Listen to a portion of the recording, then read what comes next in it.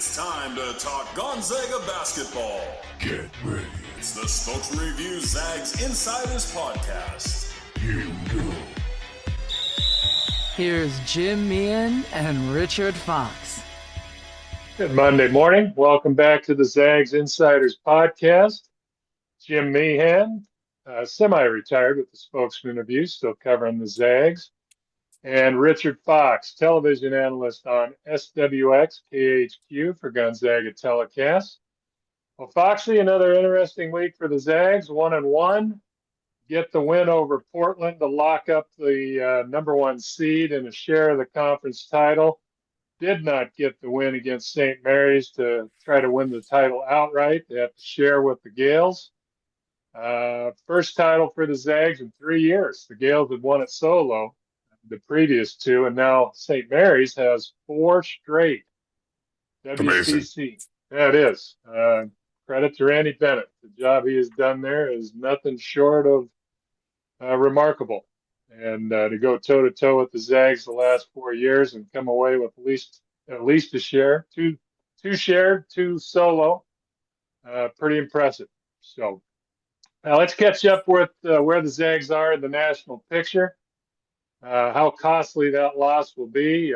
Foxy, you might take a look at the AP rankings. They got to believe St. Mary's will get back into the poll here.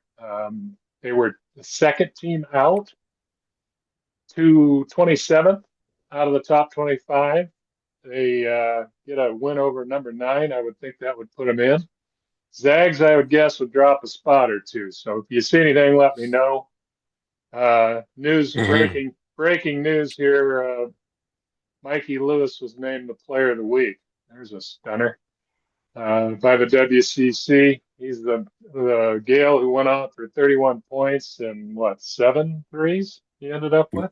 Yeah. Man. Well, here's what it meant to the Zags in terms of the national scope here. They dropped 1 spot in the net to number 6. They were number 5 a week ago. St. Mary's is at number 21. I believe that's a season high for the Gales. First quad 1 win for the Gales came in the regular season finale. Gonzaga is now 6-2 in quad 1, 5-0 in quad 2.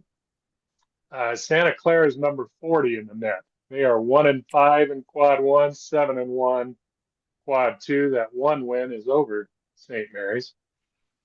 Pacific is next in the conference at 115. So you've got the big 3 and then quite a drop off to the remaining teams in the conference. Ken Palm, Zags are out of the top 10. They dropped to 12th. They are 30th in offensive efficiency. And not kidding when I say this, I don't remember the last time they were I don't remember when they're outside the top 10 or 15 in Ken Palm offense. They led it. They were 1 or 2 for like 5 or 6 years in a row. Maybe that wasn't the case last year, but it's been a while. And they're 10th in defensive efficiency in the metrics there. The brackets, and this is where there was a little bit of a hit that the Zags took. They were number 3 on the seed line, 12th overall in the top 16 reveal, the television show on CBS with the committee. And that's where Joe Lunardi, who was at the game, by the way, he did the Bay doubleheader. He went to the Cal game and he went to St. Mary's that night. He was 12th overall, last 3 seed going into the game. His latest one has the Zags 4 line, 15th overall, dropped 3 spots. It's a pretty big drop for losing a team that's going to be in the top 25 and is in the top 25 in the net. So they're on the 4 line in that bracketology. Santa Clara is in the last 4 in. Zags are a 4 seed in the bracket matrix. On3.com has them as a 4 seed. Jerry Palm is one of the few I found that has them as a 3 still. St. Mary's is a 6 according to Jerry Palm, and On3 has St. Mary's as a 6. Santa Clara is in that last 4 in or last buys by almost everybody. So they're right on the fringe. They're probably 1 loss in the semis, I'd guess, from being in real uncomfortable sleeping mode on Selection Saturday or Saturday before Selection Sunday. We'll see how that plays out. So they did lose some spots in those eyes. Now, those eyes aren't the ones that matter. Selection Sunday is put together by the committee. That's the only one that matters, but it does show you the results matter. And I think that one bumped the Zags off the 3 line in most people's eyes. What'd you see, Foxy? Yeah, I mean, I still think the eye test matters a little bit. So, I think if people are watching GU here down the stretch, and I don't,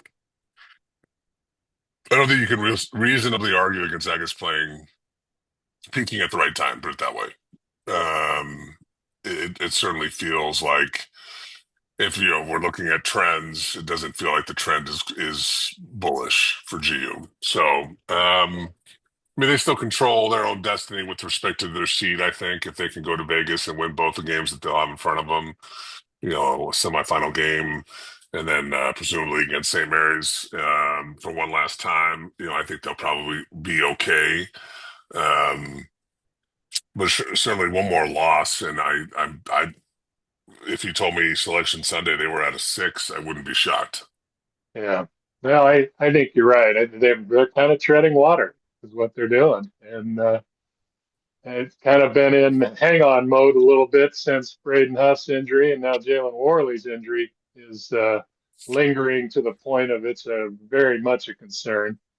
I think what it did is took the 2 seed out of play, even if they win 2 at the tournament and win the WCC tournament. I could see them getting back to the 3 line if they were to beat the Gales in the final. I'd be 2-1 over the Gales for the season, tournament title, and 3 losses overall with a diminished roster for darn near half the year.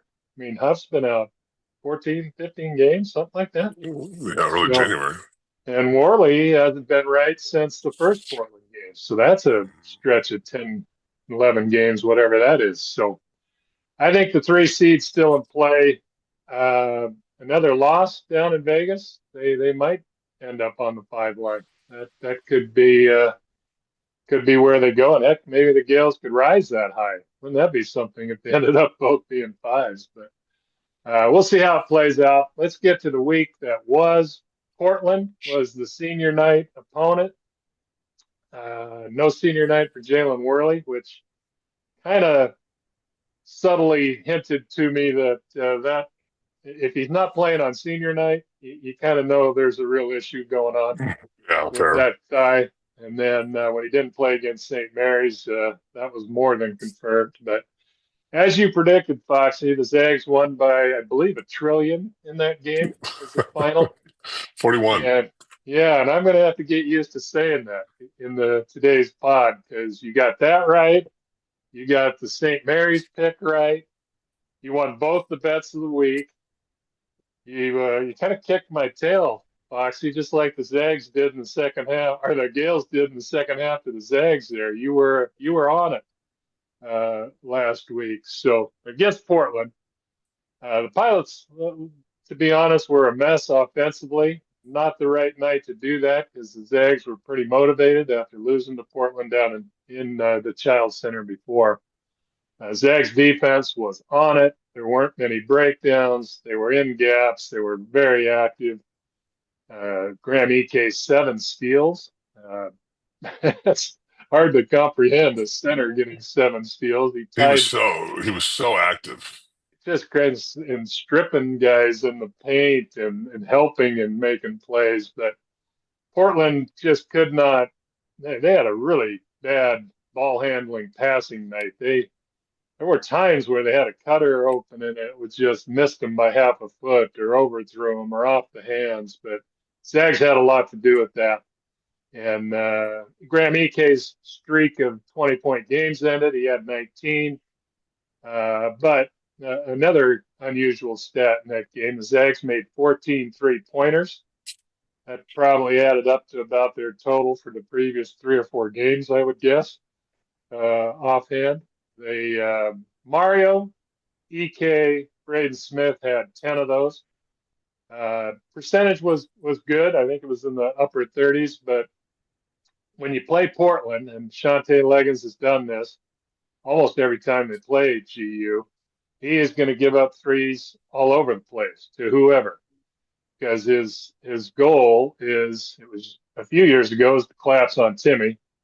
Now it's to collapse on EK, and you know, if they're hitting threes, it's going to be a long night. If they're not, they can hang. And they paid 42 points on threes, 26 points on turnovers. Pretty thorough domination there. What'd you see courtside against the Pilots? Yeah, I mean, first off, it was a really cool night. Energy in the building was as good as it gets.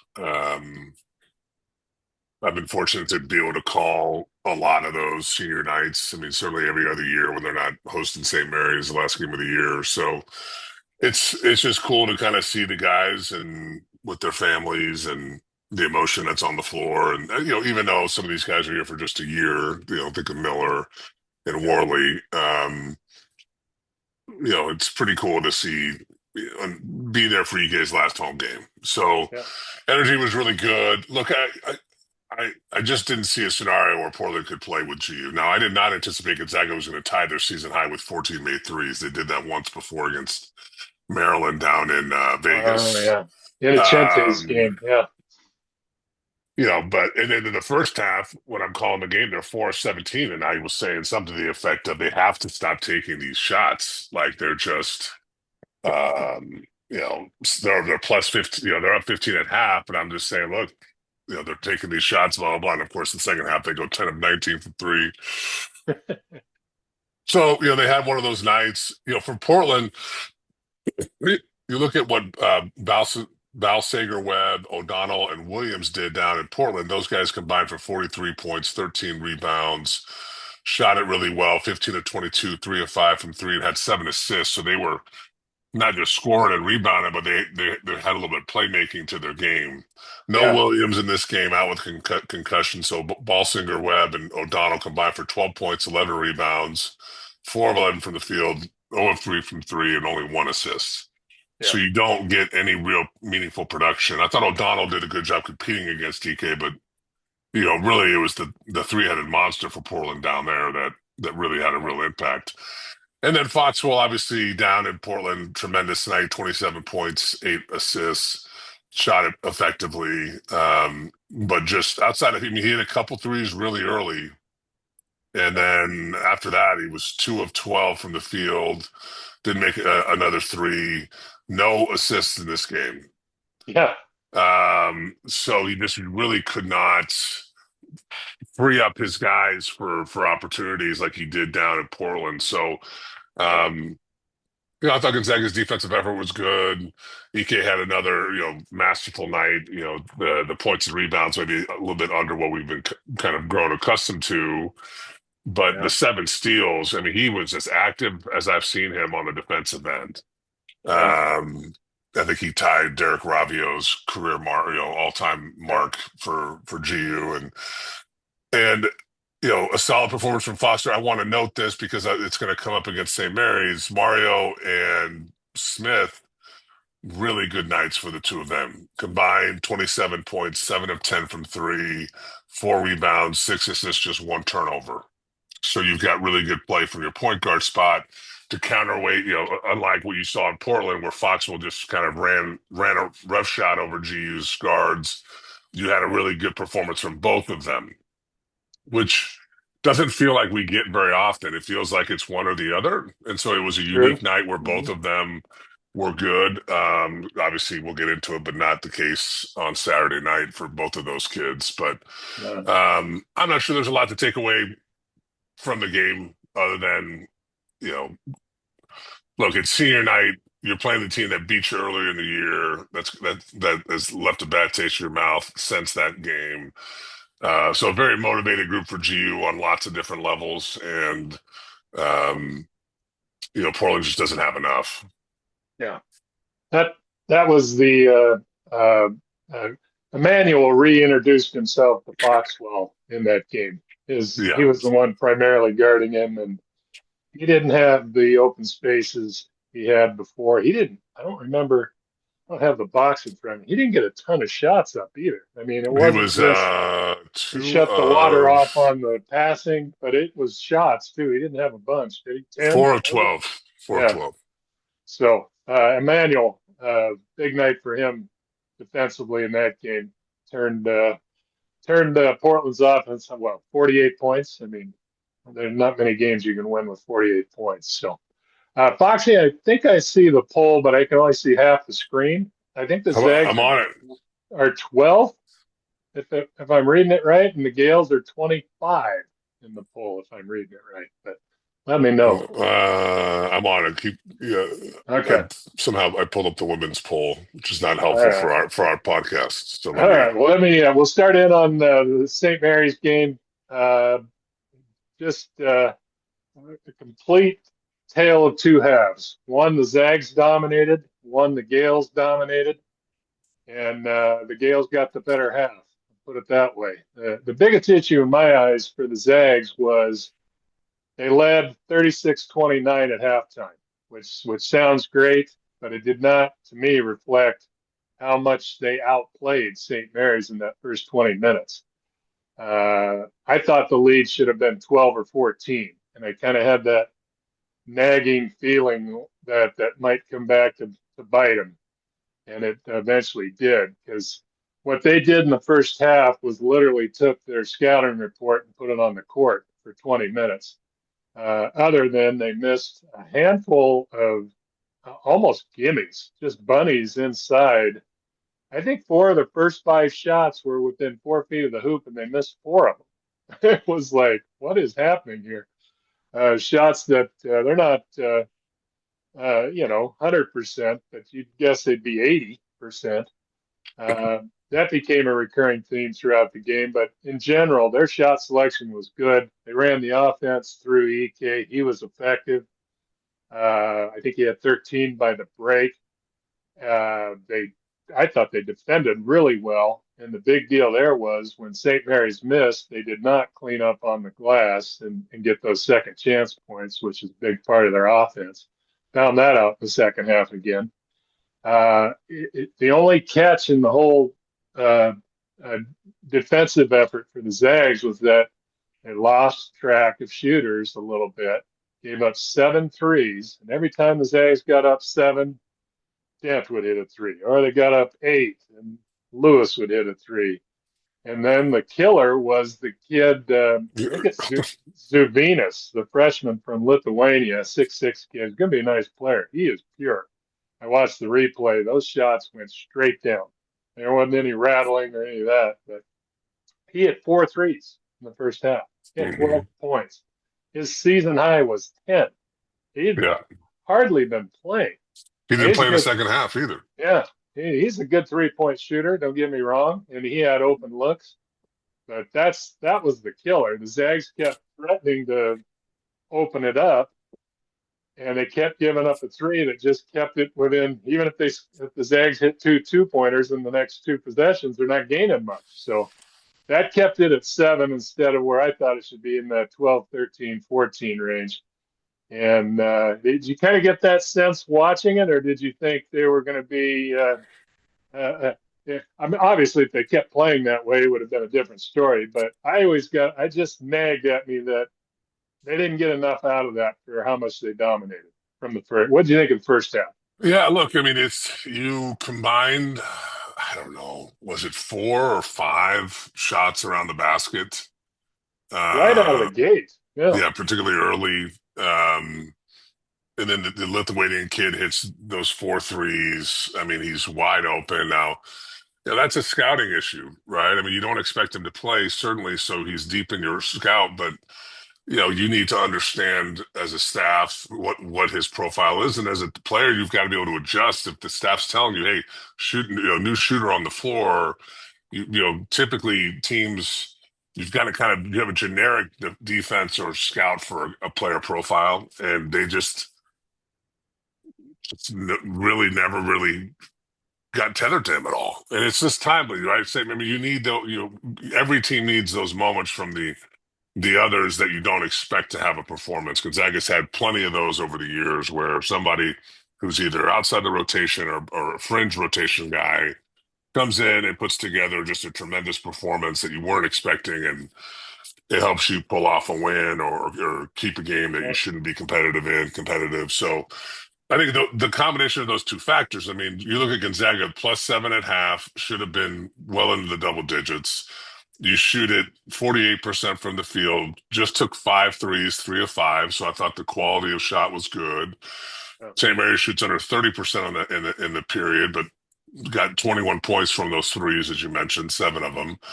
Gonzaga's +4 on the glass. St. Mary's just +2 on offensive rebounds and +2 in second chance points. You're +10 in points in the paint. +3 in points off of turnovers. You're getting better than a point per possession if you're GU. I mean, everything is good, right?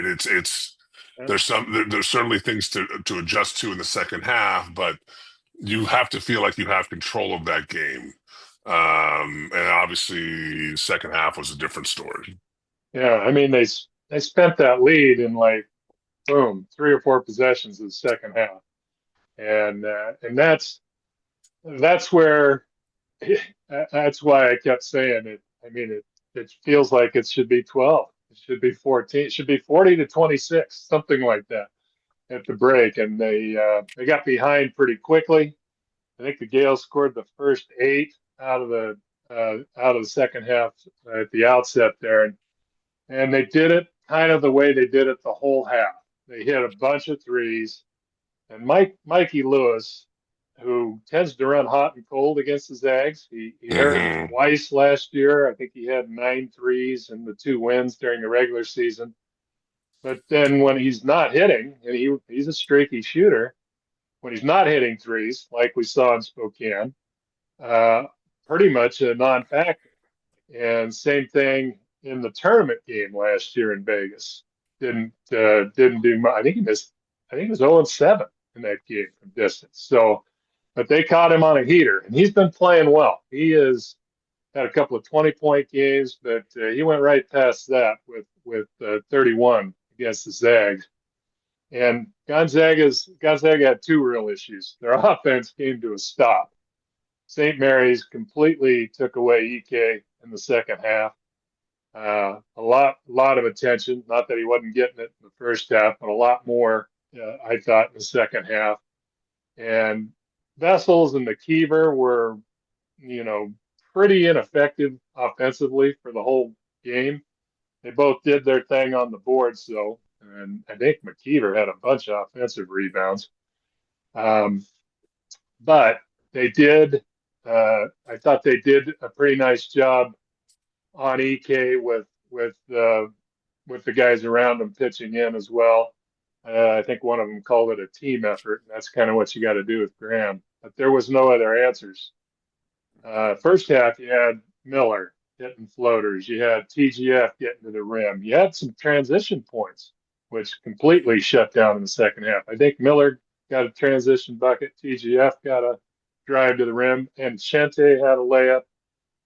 They got easy buckets. There was nothing easy in the second half. And that was St. Mary's taking away EK. Look, we've seen it for a month and a half since there's no Huff.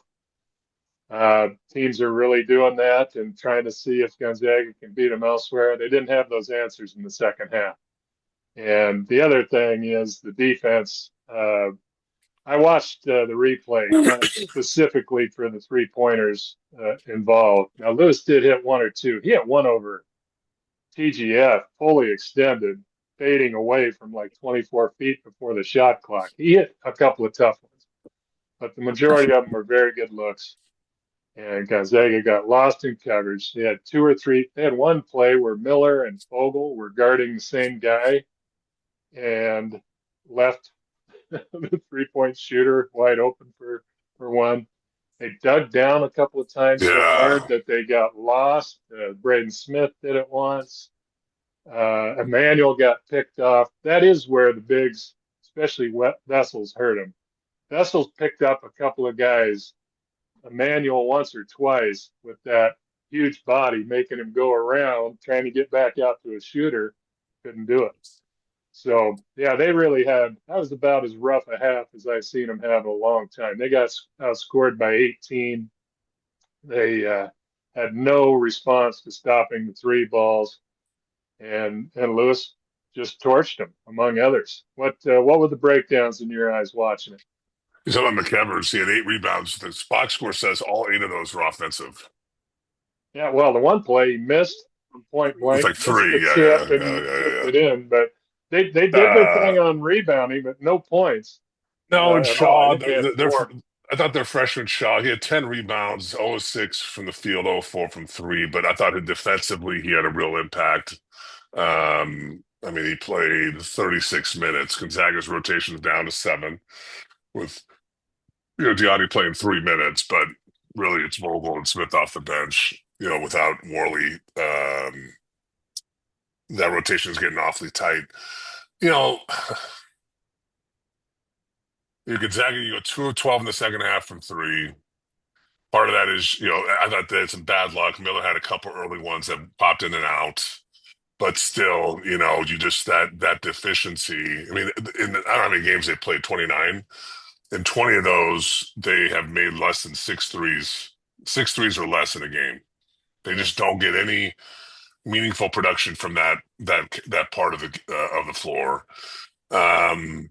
St. Mary's is +9 on rebounding, +6 on offensive rebounds, 11-0 on second chance points there in the second half. And I thought, and Gonzaga's offense I mean, they were less than 0.8 points per possession versus St. Mary's just under 1.5 per possession. This is St. Mary's, who shot 40% from the field, but obviously got going from 3. I think for GU defensively, the offensive rebounds, particularly I think in the middle of that second half, were backbreakers. I thought you saw some really odd decisions with respect to leaving shooters to go double or dig down, particularly with Morauskas, a guy who's struggling against GU now, hasn't really gotten going. And he's a good player, though. I mean, he doesn't force a lot. If anything, he was passive there for stretches. You highlighted Smith's decision to leave, Lewis all by himself at the top of the key. I mean, these are just, as a staff, I think you watch this and you just kind of scratch your head. You just don't understand where the decision making is coming from, and understanding who you're guarding and the time and score. And it felt a little bit like a team in Gonzaga that got overwhelmed with that environment a little bit. I mean, you could speak to that maybe here in a moment. It's loud, it's hot. It's as true a road game as you're going to get. And then on the offensive side of the ball, I did. You watched it again. I didn't have a chance to. Certainly, St. Mary's threw extra bodies at Graham from time to time, but it really felt like McKeever in particular, but Wessel as well. They were very disciplined on overplaying Graham on his right shoulder, in forcing him to have to turn over his left shoulder, which is going to force either a right-handed hook or a fadeaway.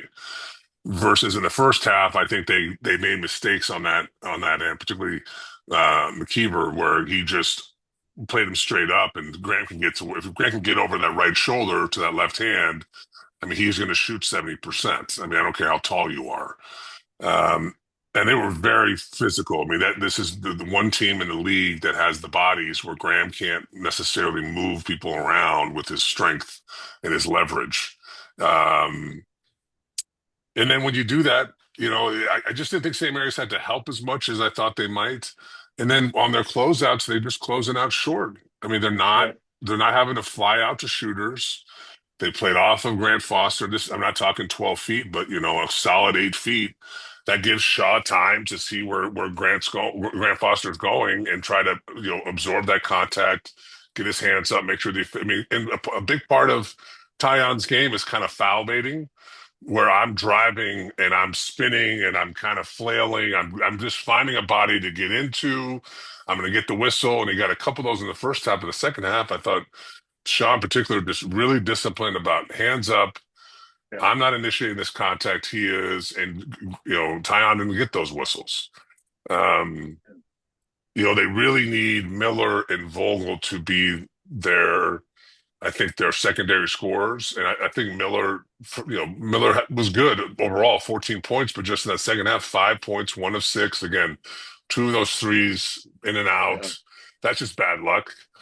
It was. And that happens from time to time. I mean, I'm looking at Davis. He played 27 minutes, 6 points, 3 of 8, 5 rebounds. I wonder if you're the staff, if you wish you would have played him more. But that's just the question, man. Where's the scoring coming from if it's not Graham? And the last thing I would say is, look, you can't get a 0 from your point guard spot. Yeah. And I mean, Mario literally 0 points, 0 of 4 from the field. Missed his 1 3, 3 rebounds, 1 assist, 2 turnovers, all in 20 minutes. So combined, Smith played 19 minutes. Combined, you get 2 points, not a single field goal, 0 of 5. Smith doesn't even look to score. Doesn't look to score. 6 rebounds and then 4 assists and 2 turnovers. That's effectively a nothing burger against a good team. And I'm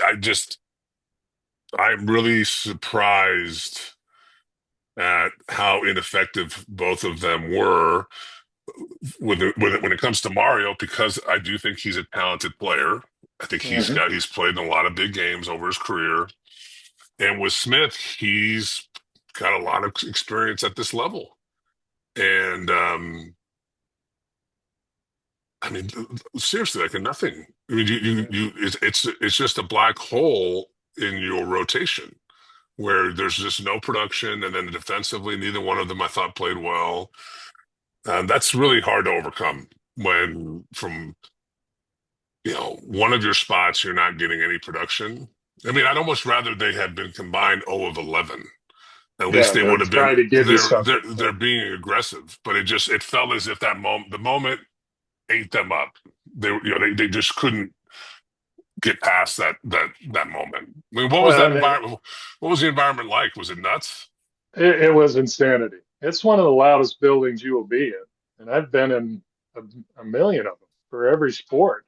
And I don't know if it's the size of the building and the acoustics or where I sit, way up the last row practically. It's 1,000 degrees. It is deafening in there. You get out of there and your ears are ringing. That's how loud it is. But that moment ate up all of them in the second half. It was the point guards for sure, but all of them. Nobody played well in the second half. And you're right about Miller. He was about, an eyelash or two from having 20 or 22 points in that game. If those 2 threes are right at the start of the second half, I think I wrote that they were halfway down. Yeah, they were. Popped out. So I thought he played well. He got to his floater and he hit that pretty consistently. TGF, kind of microcosm of the game. TGF first half was great. Took it to the rim, got fouled, hit all his free throws. He scored. He guarded Morauskas very well. Morauskas was a non-factor. He had 3 blocks. Pretty much the whole game. Morauskas really didn't do a whole lot. But the second half, I thought this happened to a lot of the guys. They got sped up. I mean, they just were trying to do things out of their realm a little bit and turned it over. Graham turned it over. Nothing Graham out of the point guards. 3 turnovers in that second half. I mean, they were just. I thought they played a little rattled. I thought they were not themselves. Now, defensively, I will say they gave up 1 million threes, but the killers were the offensive rebounds, because I think at least 3 of those threes came after offensive rebounds. A bunch of their points came after offensive rebounds. That's where McKeever got his bucket. They got other points off of that, not all threes. And they kind of gutted Gonzaga because they play a good series on defense, and then bing, we got a guard for another 15, 20 seconds. And Miller talked about how hot it is in that building. It is smoking hot in there. When I walked in like an hour and a half before the game, it was like, this is great. I don't ever remember it being, they've got air conditioning. This is perfect. And then by tip off, when you get that place full to the rafters and standing room only, it's like upstairs hot. And by the end of the game, it is, sauna in there. So, yeah, they had to deal with a lot of things and they just didn't handle it very well at all. Um, the situation, the moment, and you got to do that in that place. You aren't gonna fake it and get through down there. You got to execute. You got to be the tougher team, and they were by far the less tougher team in the second half. I mean, St. Mary's outworked them, outplayed them, but really got them on the glass, and that was deflating for Gonzaga because they played decent defense, no reward and no easy points in the second half. I don't remember a layup. I don't, we talked about the 3-point shooting. I'd almost argue Gonzaga's 3-point looks were as good as St. Mary's most of the time. I mean, they were open. They were good looks. There wasn't a bunch of forced threes. Miller had great looks, and everyone, a couple, 2 or 3 of them just went around and out. So that kind of tells you the difference is even if you're getting good shots and not knocking it down, that's been a problem all year for the Zags. They haven't I think they're going to get. I can. I'm gonna go ahead and. I can't make a wager on this with you, but I bet you Gonzaga gets quality 3-point shots the rest of the way.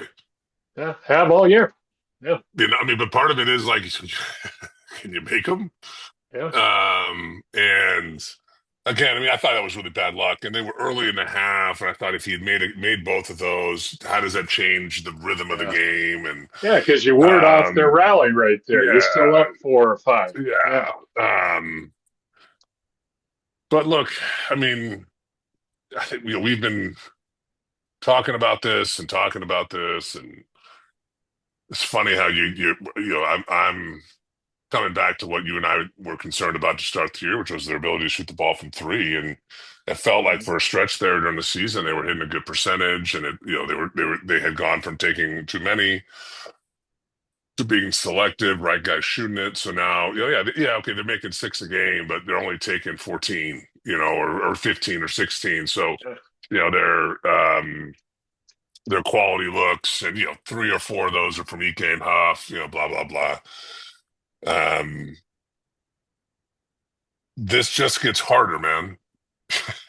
You get to the WCC tournament, it gets harder, and then you get to the tournament, it gets even harder. And teams have, certainly this is league play, and whoever they play, in that first game is going to have, not a ton of time to prepare for GU, but the teams are so familiar with you. But then you get to Selection Sunday, you find out who you're playing. That team's got 4 or 5 days to get ready for you. And I just don't know where the offense. It doesn't feel like they get a lot of easy points, man. And Worley fixes a lot of things. You and I are both huge fans of him, and I think not having him on the floor is a massive detriment to what they're trying to do. Obviously, defensively, he's incredibly versatile. I think he's a good rebounder. He moves the ball. He just obviously a non-shooter, but he's one of those rare guys that doesn't impact his production. He just finds a way to get some cheap points here and there. He can, but he's not. Just where's the offense going to come from if it's not Graham? I just, I worry. I don't know what else to say other than I worry. No, I'm right there with you. And we've talked about it forever. But when you give up offensive rebounds after guarding well, forcing a tough shot, contesting, and they get it back and score, to me that's the baseball equivalent of your starting pitcher throwing a shutout, 7 innings, and your bullpen blows the game. It's like it just kills you. Your morale.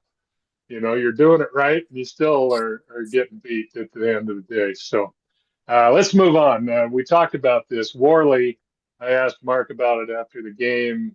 Are you kind of at this point where you're just trying to get him to where he can play in the postseason? And he it was a little bit ominous. His reply is he's just hurting, and it's not getting much better. It's thigh contusion that he's had since the first Portland game, which, Mhm. you know, they played 8, 9 games since then at least. So that's a long time for it to be hanging on. So they're giving him 2 games off now. He'll have this week. That's close to a 2 week break. Um, no guarantees he's going to get back. I almost have to come to grips with, especially with Huff. I saw him actually lifting, and him and Worley were lifting at the place we stayed down at Walnut Creek before the game. He's on one crutch. He is putting some weight on that leg now, the one that he hurt his knee. But that calendar is getting tighter here. They don't have much time. They're a couple of weeks away from playing in the NCAA tournament. Let's put it that way. Um, at best case scenario, to get both back, and I'm guessing neither would be. Maybe Worley could be close to 100 or in that neighborhood, but Huff, I would imagine, especially conditioning wise with the knee, how are you going to stay conditioned uh, without running and moving and playing and those kind of things? I think it's a pretty real possibility they're going to have either one or none for maybe the WCC tournament and beyond. And that just changes the whole picture, doesn't it, for what they can do and what they can't do. When Huff and EK together changes that scouting report for the defense so much more than if Worley's in there and EK from the offensive standpoint. Don't Sure. get me wrong. I'm not going to undersell Jalen Worley in any fashion. The dude is perfect for what he does for Gonzaga in every phase, but offensively and and EK not having to deal with so much inside, and both of them being able to post and score on their guys. They're a handful. We haven't seen that since Huff uh, has been injured. Best case, worst case. How does it change floor ceiling? I mean, we're not doctors. Who knows what they're going to have? But if you got one at 80%, if you got two at 75%, those aren't great scenarios for the Zags in postseason. Well, look, you're playing your first round game 18 or 19 days from today. Yeah. I would be absolutely shocked if Huff plays this year. If he's, I mean, to be not full weight bearing at this point. I mean, it's not as if the day he stops using the crutch and starts walking around, unassisted, that the next day he's playing. I mean, you have to ramp up. You have to get confidence. You have to make sure structurally whatever's going on. I mean, and it's a different proposition today than it was when I played. I mean, when I played, I mean, you were on scholarship, but it was just, I mean, I don't have, let's just say, this amount of money to also consider. I mean, I want to be healthy for next year so I can get paid. I mean, this is a real thing. I don't have a multi-year contract here. That may sound callous, but we all probably have the same perspective if it was us. Yeah. I think for Worley, I've had one of these really, really deep, bruises before. Um, it's a weird thing. My recollection of it was awful, awful, awful resting it. And then one day to the next, it's like, oh, wait a minute. It feels better now. Like and you're getting massage, you're getting all kinds of treatment. So I think if they're harder to try to just know what the timeline's going to be. I think the fact he played on it for as long as he did makes it harder too. I would think. I mean, I think it's more probable than not that he's available for the tournament. But if I'm GU, I'm not playing him next week if he's not Mhm. right. I just, Yeah. um, I it's too bad because I do think fully healthy. I think the concept of this team. Um, Let me rephrase that. The iteration of this team that we saw in the non-conference, to me, was a team that you could see make it to an Elite Eight.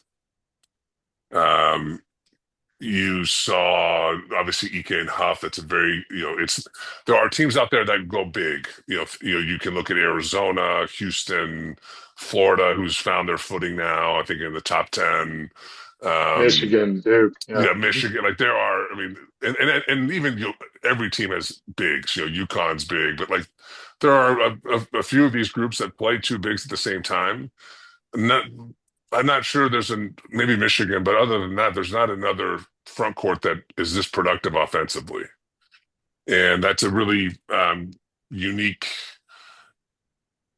superpower if you were Gonzaga, right? And then just the depth they had, the iteration during the non-conference saw Steel Ventures shoot around 40% from three. And maybe if nothing had changed, maybe Vogel had found his way into the rotation and now you're playing nine but you combine all of these unfortunate circumstances, this bad luck for GU. Huff's out. Worley's now not right. Mario is not where I thought he would be this point in the year. I mean, that performance down in Moraga, there's no way to say it other than it was bad. You need everybody to be playing, at least trending towards their best this time of year. It just feels like they've had this bad luck. You couple it with guys not playing well, and they don't have the guard play that you need to make a deep run. I'm sorry. It is what it is.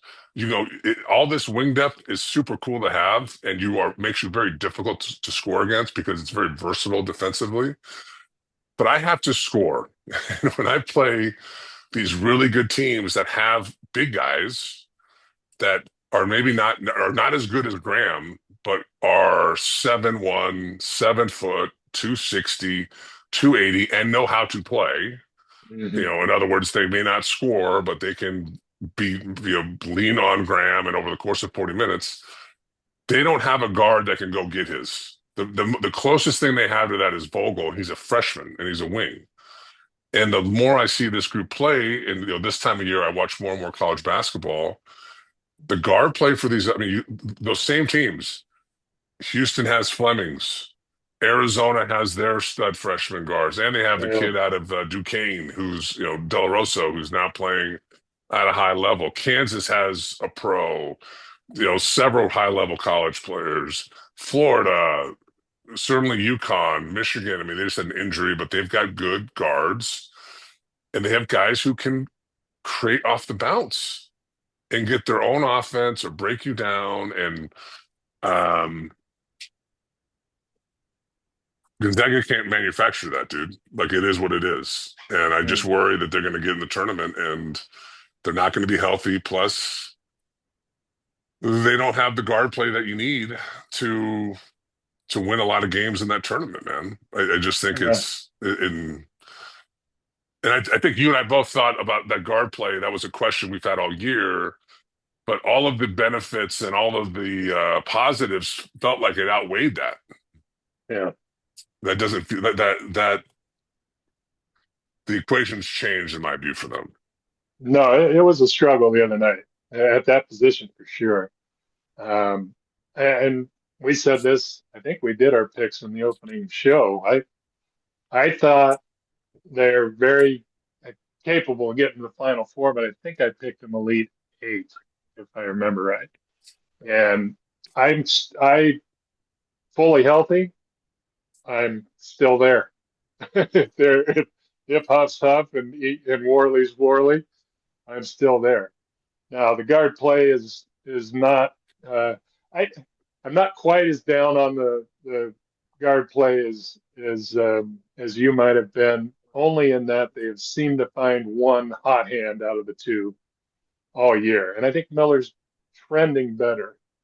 I don't think his shot's off. It's like it's just torturing him when it's in and out. But I think he's a capable shooter. He just hadn't put up the numbers, and we're at the end of the year. It is what it is. So I think if they get one of those guys back, I see kind of Sweet 16 being the furthest they can go. There's Too They many have to. I think questions. they have to hold their seed, man. If they go to the 5 line or worse, I mean you're going to play a really good team, right? Oh, yeah. If you're a 4 seed, now there's a difference between you and your For first two sure. two round opponents. Yeah.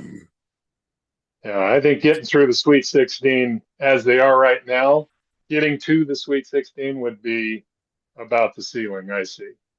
It's all matchups that anyway, but Yeah, that's true. That's that to true. me would be as far as they could go, but they would be very vulnerable. Without we said before, that's two of their top 3 or 4 guys. They're in anyone's estimation, and maybe top 3. I mean, Worley is that good. So, I mean, you take 2 of those guys out, you're vulnerable in a 4-13. You're vulnerable in the second round against a 5 seed if it goes by seeding. So that's where I'm at with it. And they've got to, you're right, the guards have got to play better. But I doubt either one of those guys could. Worley is the one who could get close to healthy or near fully healthy with some more time. If he doesn't play next week, they don't play till the following Thursday. That's another 9-10 days. You're talking about Yeah, what, it's 18 or 19 days from today total. is So your first he'd game. have a long stretch. I would hope by then he'd be, if not 100, he'd be in the neighborhood. So we'll see what happens there. Let's run through some picks real quick and get out of here. WCC awards will come out, I'm guessing tomorrow or Wednesday. Player of the year. Uh, we'll alternate. Player of the year, I think it's still EK. I thought Morauskas was in the picture, but I thought he needed a big game down there. He did not have a big game down there. He has not played well against the Zags. Kind of reminds me of the kid USF had, Jonathan Mobo Hmm. years ago. Was a great player.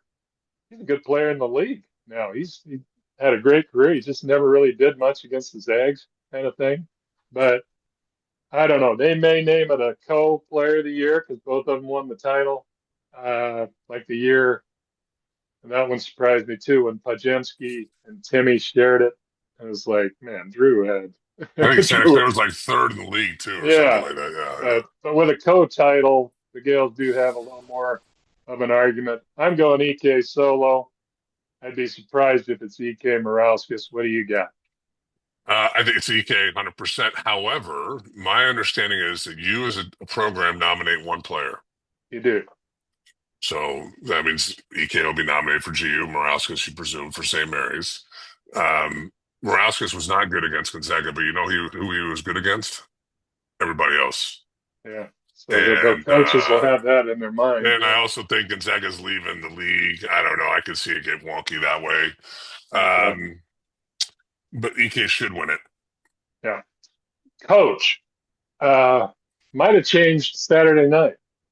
Randy probably put some bullet points on that resume after that win.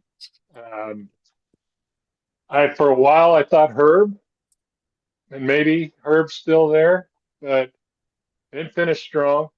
Got waxed by the Gales. They're a fringe NCAA tournament team. They could go down and lose the semi to St. Mary's, and I don't think they're getting in. They have to win that game to get in. So, but the voting's done before that. Thought the Pacific guy did Yeah, a me heck of too. a Yeah. job, but they're the 5 seed, 6 seed, 6 Oh, seed, good I guess. luck. Yeah, I think they're the 6. I would be really surprised if you give it to a team that finished 6th in the seeding. So I'm almost, and what? To be honest, Mark did a nice job. You lose 2 of your top 3 or 4 guys, and you get to the finish line with a chance to win it outright if you beat St. Mary's and you get half the job done. That's a pretty good coaching job. I just don't think he's got a chance in the scheme of things this year. I'd probably go Randy. I wouldn't have said that before Saturday, but they shared the league title 4 years in a row. They weren't favored. They had 1 vote in the poll, probably from Mark, because you can't vote from your own team. Preseason poll, I should say. I go Randy. I want to give it to Herb. I want to give it to Smart, but I don't think they've done enough to, especially at the end of the year, to get it. What do you think? Yeah, coaches vote for this, right? Yeah, I think the staff. Yeah, I mean, I don't know. I think what Smart did was pretty remarkable. I mean, they were picked to finish in the bottom four, so maybe you see him get it just because of how he exceeded expectations. But I'm with you. I think it's going to be Randy. And while I have it here, you're right. Gonzaga 12th right now. St. Mary's is all the way up to 21st from being unranked. So that the loss did not appear as painful as maybe it did experiencing it, but from a resume perspective. But anyhow, what's the next award? Defensive Player of the Year, and this is where I would have said Worley, lock, stock, and barrel a month ago or more. But he's missed some games now, and when he played there for that stretch of 4 or 5 games where he was hurt, he wasn't the guy we were used to seeing. So that one I think is wide open now. I don't know if there's, St. Mary's doesn't have the Saxon uh, influence. Vessels and McKeever basically split time. I don't see that happening. So maybe it is Worley. I don't know. I don't really have a good feel for that one. What do you think? Yeah, I'm looking at steals and blocks and league play. Hembrot from Seattle's a full block ahead of anybody else at 2.4. He doesn't rack up the steals in the way that some of these other guys do, but he's awfully versatile. I could see him getting some votes. Yeah. Um, Grant Foster might sneak in there just because of how explosive he is defensively. But look, I mean, I've either been at or I've either called or gone to, most. I've seen most of these teams play in person. That's a long way. English is hard. Um, Worley's the most impactful defender I've seen. Me too. So, Reminds me of Anton. He's the best defender. He may not win the award. We'll do freshman. This one's I'm curious about. Foxwell's got the huge numbers, but Graves for Santa Clara came so far, uh, and just a very nice player. Didn't play great against the Zags in the second game. Played great up in Spokane.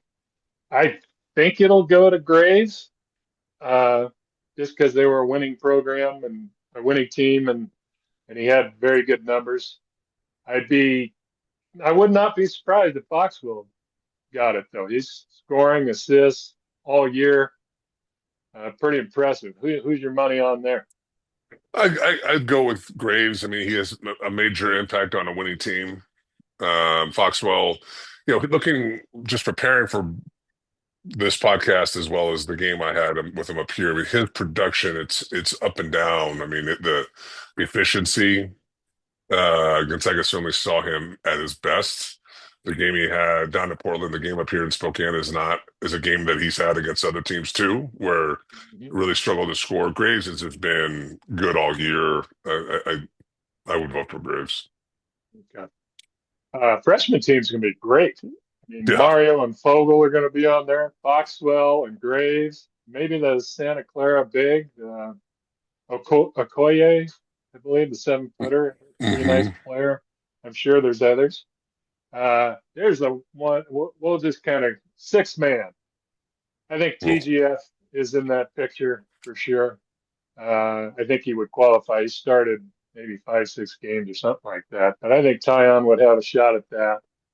I don't know. The Gales will probably push. Who knows? McKeever, I guess, would be their best guy in that scenario. Yeah, I I don't don't know. think he'll get it. I didn't go through all the bench guys in the league, to be honest. But I think Graves came off the bench most of the year. It's true. He could get it too because Yeah. he was off the bench almost all year. You're right. Yeah. Let me look at his stats real quick. He only He only started 4 games this year. It's going to be Graves. Yeah, newcomer of the year is going to be a pretty wild card too. I mean, I don't know.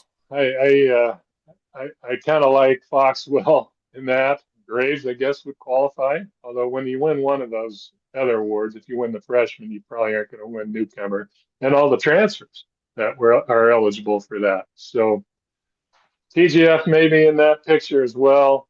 The Gales don't really have a true new. Oh, Dylan Shaw, by the way, for freshman team. He's going to be on there too. He's good. Yeah, he's awfully good, man. I don't really have a good feel for newcomer. A couple of these awards are going to be very interesting because I don't think that one's obvious either. You got anybody Well, in mind there? no, but how many guys do you think? Because they have first and second team now. I think first team is 10 guys, second team is 5, which is so stupid. Just have a first, second, and third team.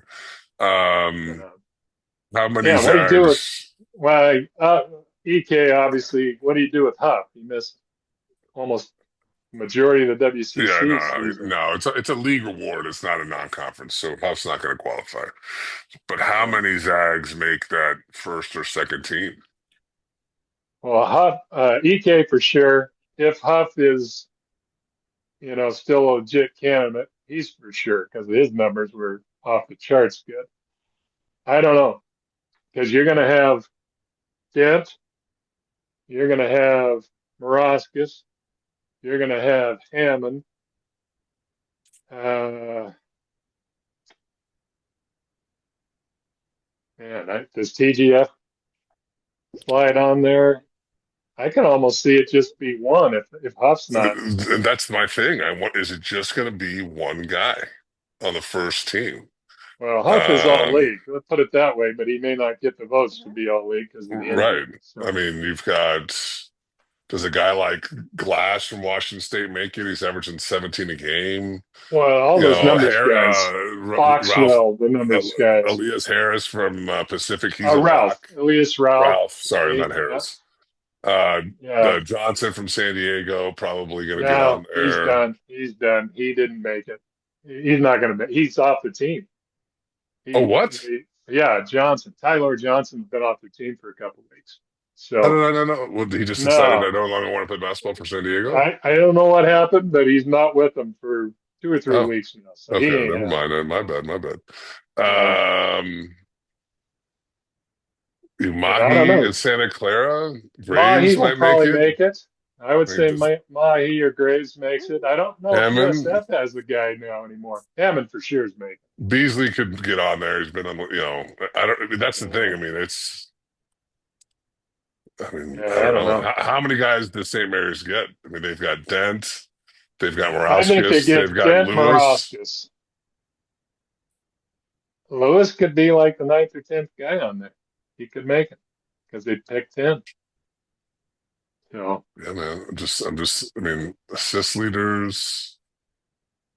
Uh, I could see Foxwell's going to make it. I mean, his numbers are just too good. yeah. Well, yeah. Beasley's gonna make it.